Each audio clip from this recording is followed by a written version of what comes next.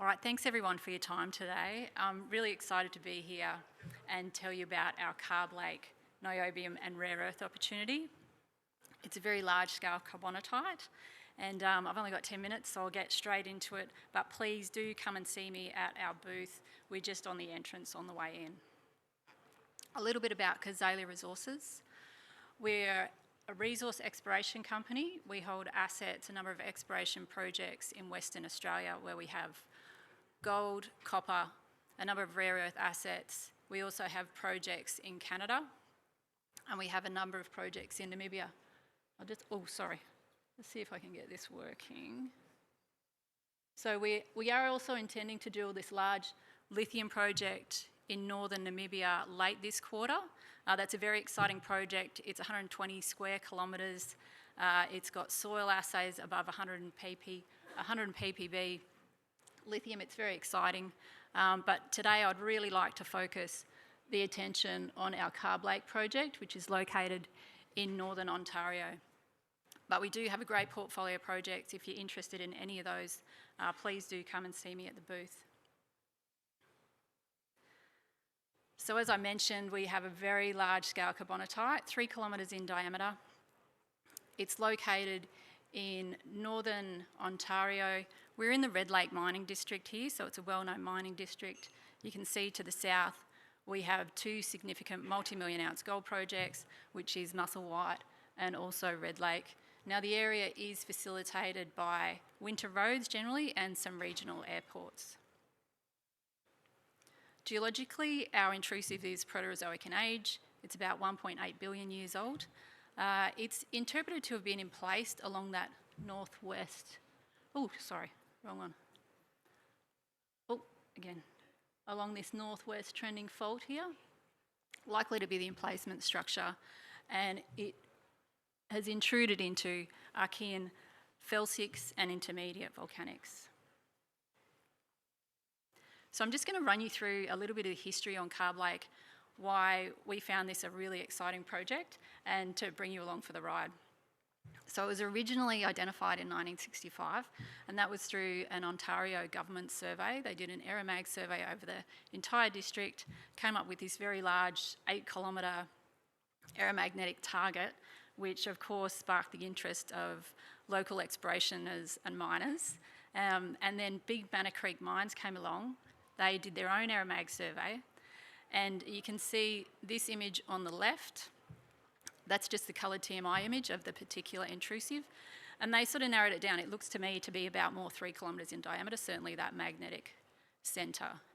Now, apart from doing the magnetic work, they also drilled 4 holes. Up there, holes 1 to 4. They did about 550 metres, so about 140 metres per hole into this intrusive.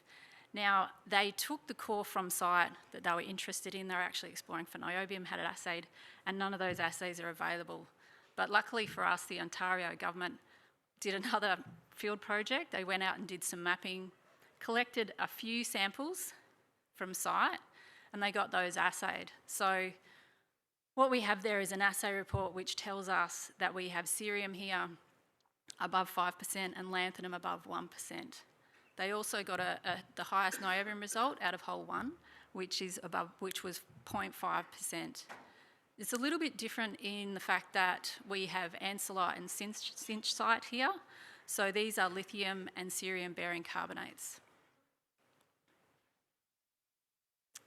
Again, the property sat dormant for a little while, and in 1983, the Ontario government again decided to get out in the field. They collected any remaining core from site, which is great. They've taken that back to Kenora Geological Survey, and they've stored that in the department there. So while there's not a lot of core there, there is some, which is fantastic.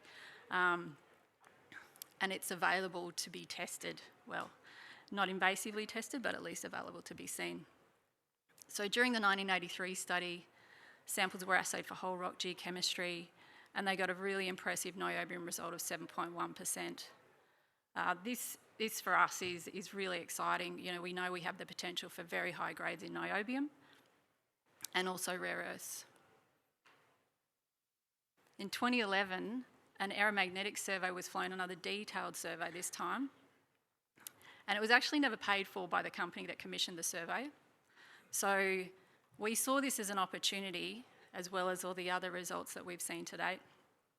And Cazaly acquired this project in June last year. Since then, we jumped on the ground.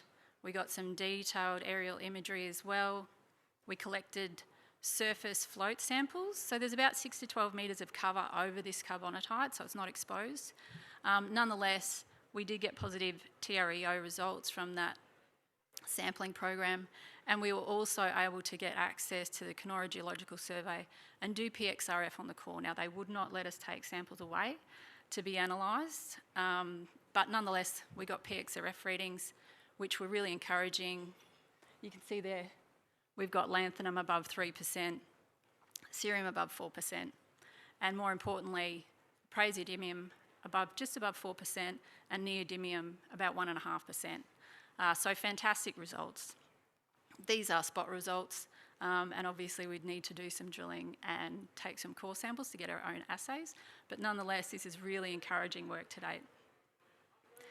We also got an elevated niobium assay of 0.5%. So we know this carbonatite is mineralised. It's got niobium, it's got neodymium, praseodymium, so it's a really exciting prospect to test. So that's the mineralogy. Now we've got the scale. This table really is just up here to show you a comparison in size. So we're at the realms of Mount Weld here. There is obviously a larger deposit in Brazil with Russia.